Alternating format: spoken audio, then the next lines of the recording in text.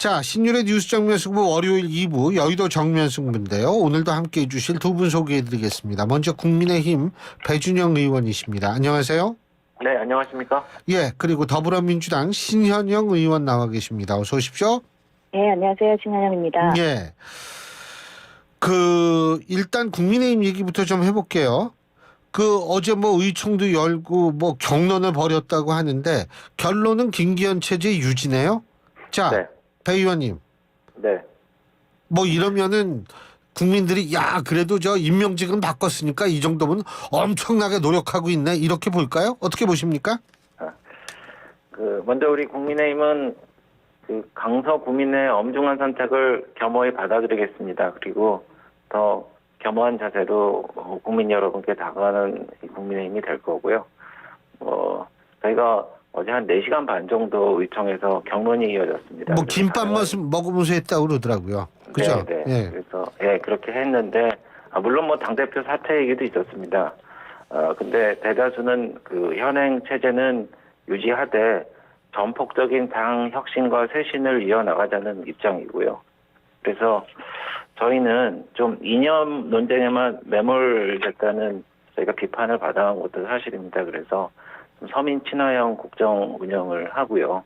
그리고 또 민심이 좀 원하고 부합하는 인물들을 확보하고 그리고 도덕성과 책임성을 좀 강화하겠다.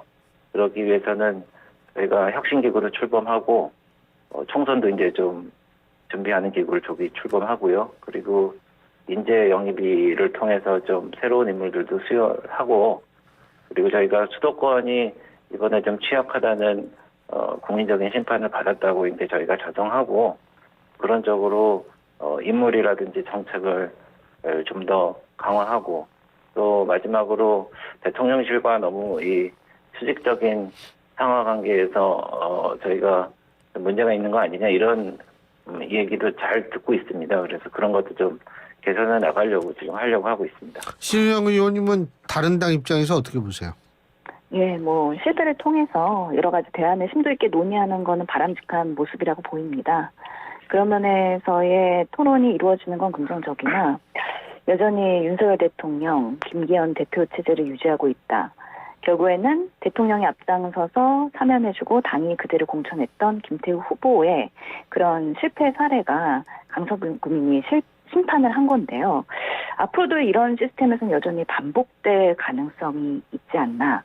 결국에는 리더십이 바뀌지 않으면 인사 또한 여러 가지 중요한 결정에서의 또한 재탕이 될 우려가 있다라는 면에서는 국민의 눈높이에 맞지 않는 어떻게 보면 민망한 대책일 수도 있겠다라는 생각도 듭니다.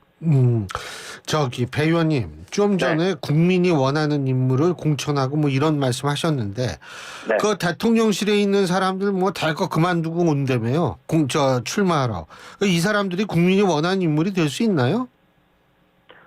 김기현 대표가 어제 총선에 실패하면은, 정계 은퇴를 할 각오로, 이제 임하겠다는 말씀을 하셨고, 또 그리고, 용산에서 그렇게 지명하는 인물이 내려오지 않을 뿐더러 그렇게 못하도록 본인이 하겠다는 의지를 밝히셨습니다. 그리고 라디오를 통해서 좀 소상히 말씀드리기는 어려운데 제가 알기로는 김기현 대표가 이 정권이 어려운 고비마다 사실 여러 가지 직원도 하고 그래서 관철시킨 예도 제가 저는 알고 있습니다.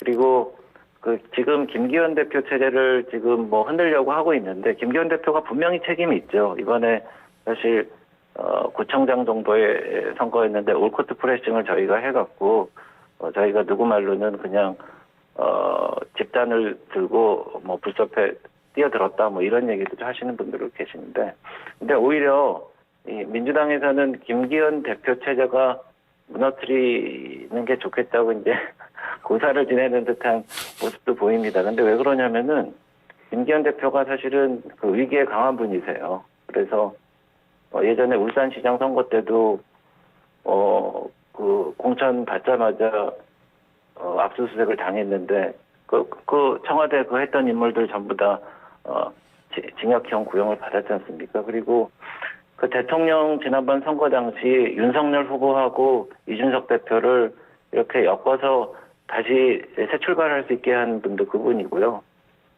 지금 김기현 대표가 지난번에 이재명 전 대표한테 고발을 당했었죠. 대장동 사건에 이 실마리를 풀어갖고 적극적으로 하다 보니까 고발까지 당하고 뭐 그랬습니다. 그래서 저희가 이제 국민적인 눈높이에 맞춰서 공천을 하고 총선을 이겨야지 이제 윤석열 정부가 비로소 온전한 일을 할 수 있다라는 생각을 하기 때문에 그러려면은 저희가 그렇게 휘둘리면은 안 될 거고요.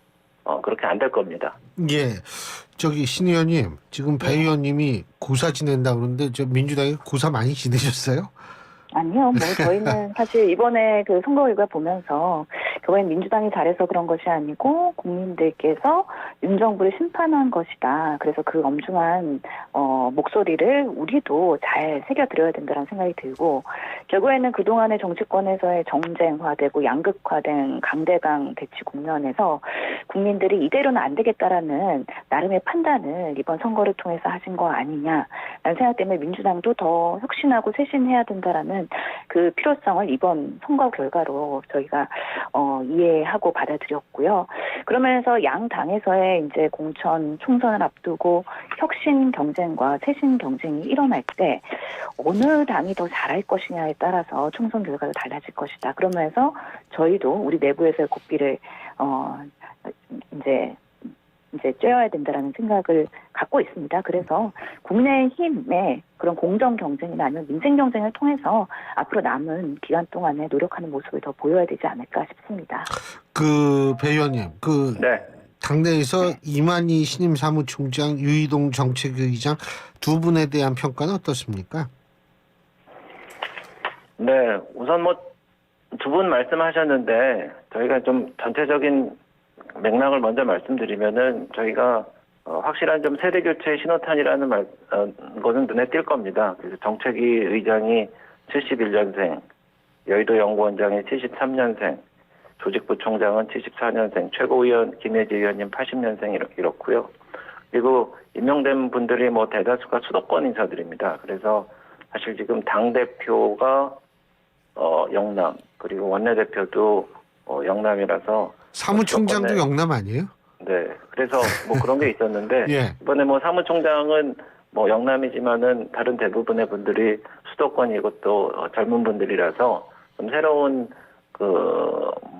바람을 좀 일으키고 개혁적인 목소리를 좀 많이 내실 거라고 생각을 하고 있고요. 그리고 저희가 이제 확 바꾸지 않으면은 뭐 되겠느냐 뭐 이런 말씀도 하시는데 뭐 그럴 수도 있고요.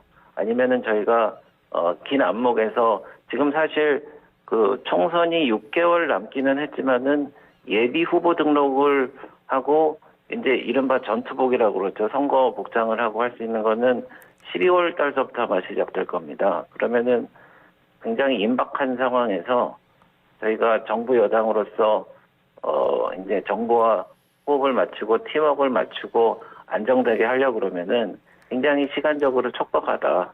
그리고 그런 일을 지금 저희가 좀 나태하고 아니했다라는 평가를 받아서 이렇게 됐다 그러면은 이번에 강서구청장 선거를 통해서 아주 아픈 백신을 맞았다고 생각을 합니다. 그래서 그 백신이 앞으로 그 질병에 걸리지 않는 그런 계기가 됐으면 하고 있고요. 그리고 예전에 2011년도 저희가 상반기 재보궐 당시에 저희가 참패를 한 그 악몽이 있습니다. 그리고 2011년 하반기 재보궐 선거에서도 무소속 박원순 후보한테 밀리면서 서울시장 자리도 뺏겼는데 그래서 그때 정권 심판론의 당 지지도 추락기까지 겹쳤는데 저희가 그 이후에 사실 젊은 인사들을 영입하고 또 경제민주화 같은 개혁적인 공약과 행보를 보여줘서 이후 치러진 그 2012년 총선에서는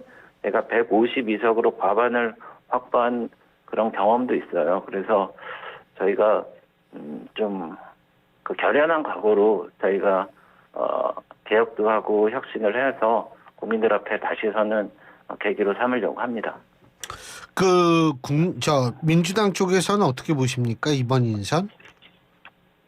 저희로서는 뭐 이게 중요한 결정을 할 수 있는 당대표나 원내대표는 그대로 있고 사실은 나머지 보직이 인선이 된 거기 때문에 전형적인 꼬리 자르기 아니냐라는 생각이 들고 있습니다.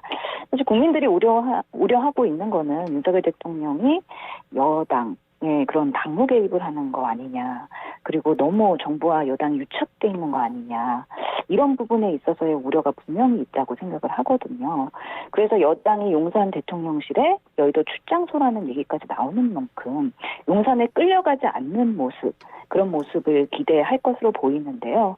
그럼에도 불구하고 아픈 백신 맞으셨기 때문에 앞으로 더 노력을 하실 거라고 생각이 들고, 여당의 강점은 당정을 통해서 뭔가 민생의 결과를 만들 수 있다는 점이 있기 때문에 앞으로는 민주당이 제1당으로서 이런 국회에서 할 수 있는 것들을 더 민심을 제대로 읽고 국민의 삶에 빠져들 수 있도록 하는 거에 대한 경계심과 노력을 하지 않으면 또 여러 부분에 있어서의 어려움이 있을 수 있다. 그러면서 저희도 저희 스스로의 이번 결과를 겸허하게 받아들이고 노력해야 된다.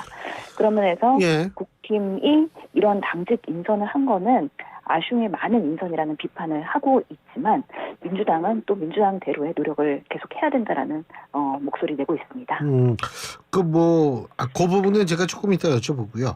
어쨌든 지금 상황에서 뭐 차분하고 지혜로운 변화를 윤 대통령이 얘기했다는데 지금 차분해야 될 상황인가요?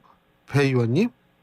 네, 그래서 뭐 많이들 걱정해 주셔서 감사하긴 한데 저희가 차분하게 하건 하여튼 호들갑을 떨면서 하든지 간에 결과적으로 국민이 듣고 싶어하는 거, 보고 싶어하는 결과를 저희가 만들면 되는데 뭐 방법의 차이라고 생각을 하고 있고요. 저희가 어떤 변화를 하고 또 어떤 정책을 내놓고 또 국민에게 어떤 비전을 보여주는지 조금 좀 지켜봐 주시면 좋겠습니다. 예, 신 의원님. 그리고 이제 민주당 얘기 좀 여쭤볼 텐데요. 그 민주당의 지명직 최고위원 요번에 결정이 됐죠. 그죠? 신 의원님? 예. 예, 민주당의 지명직 최고위원 있지 않습니까? 지난번에 그만두셨던 그 자리 채워진 거 아니에요? 맞죠? 지금 정확히 저도 확인을 해봐야 될 것 같은데요. 예. 예. 근데 뭐 좋습니다.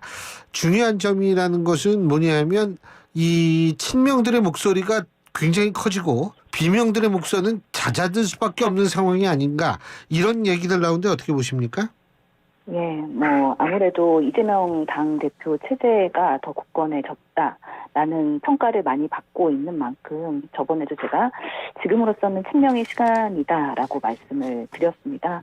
그래서 지금 당대표께서도 아직 회복 중에 있으시고, 그리고 지금 원내대표도 홍익표 의원으로서의 체제의 정비를 가열하면서 이제 막 출발을 시작을 했기 때문에 더불어민주당도 여러 가지 그동안에 풍파가 있었지만 안정적인 총선 준비 국면으로서 이제 전환이 될 것이고요.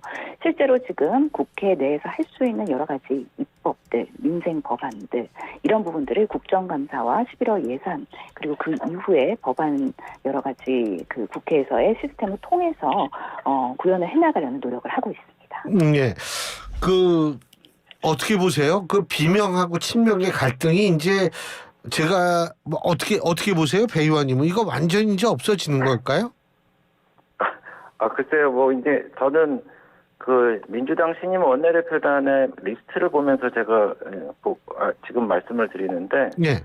소위 말하는 비명계 의원은 한 열댓 분 정도 되시는데 한 명 정도 계신 것 같은데, 요즘 수박이라는 말이 되게 희화화되는데 수박 아웃이라는 사이트에 가보면은 수박 정치인 리스트가 있고 얼마나 수박인지, 한마디로 비명계인지 수박 당도로 표시하는 거 알고 계세요? 그래서 수박 당도가 0이면은 친명계고 수박 ID 5면은 심각한 비명계라는 뜻인데, 이번에 원내 부대표단 중에도 부대표단이 한 10명 정도 됩니까? 근데 한 분 정도 되시는데, 그래서 이 강서구청장 선거에서 승리했으니까 비명계를 포용할 필요성은 떨어지고 더욱 친명 확증 편향으로 가지 않나, 이런 친명 체제를 공고히 하지 않나, 뭐 이런 생각이 들고, 들어보셨을 거 아닙니까? 이제 비명계는 비명에 간다, 뭐 비명 행사한다라는 이런 농담을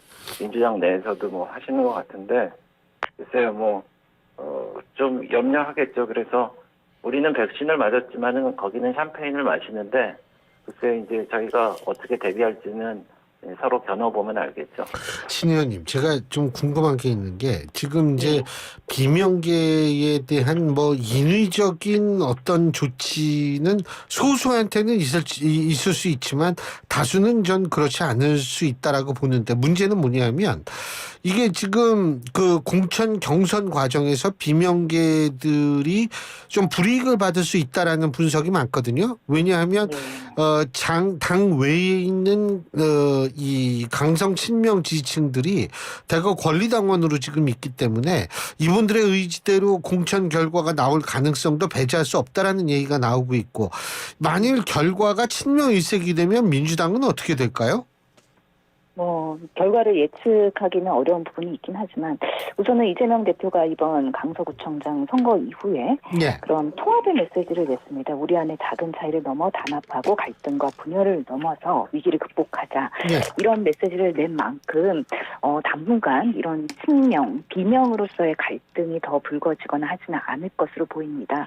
다만 지금 우리의 그런 공천과 경선 시스템이 아무래도 권리 당원들이 목소리를 더 많이 내고 지지를 더 강하게 하는 쪽으로 유리할 수밖에 없는 상황입니다. 예. 저희도 지금 경선을 하면서 일반 여론조사는 50 그리고 우리 당원들 50이기 때문에 아무래도 유튜브나 여러 가지 팬덤이나 아니면 친명의 그런 강성분들이나 이런 분들이 지지하는 쪽이 유리한 쪽으로 갈 수 있다라는 그 선거의 시스템상의 그런 부분들이 예측이 되고 있긴 한데요. 그럼에도 불구하고 우리가 이런 좋은 후보를 내고 국민 눈높이에 맞는 그리고 올바른 목소리, 다양한 목소리를 내는 사람들을 존중하는 모습을 우리 당에서 보여야 우리 당에서도 총선에 대한 국민의 호소 그리고 국민의 그런 마음을 얻을 수 있지 않을까 싶어서 앞으로의 그런 여러 가지 공천과 준비 과정에서의 모습이 국민들께서 판단하는 데 잣대가 될 것 같다. 그런 면에서 매우 좀 중요한 앞으로의 시기가 펼쳐지지 않을까 싶습니다. 예.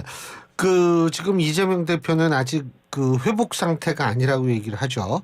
그래서 이제 회복이 되면 당무 복귀를 한다고 그러는데 이제 당무 복귀를 만약 하게 됐을 때 영장 기각 이후에 처음으로 이제 본격적으로 당무를 보는 거 아니겠어요? 그러면 이재명 대표가 이 본인에 있어서의 어떤 사법 리스크라는 게 영장 기각한 걸 봐라. 나는 이것이 거의 희생양이다. 이런 식의 언급을 저는 강조할 거라고 보는데 만약 이렇게 됐을 때 국민의힘은 거기에 대해서 어떻게 대응을 해야 된다고 보세요, 배 의원님?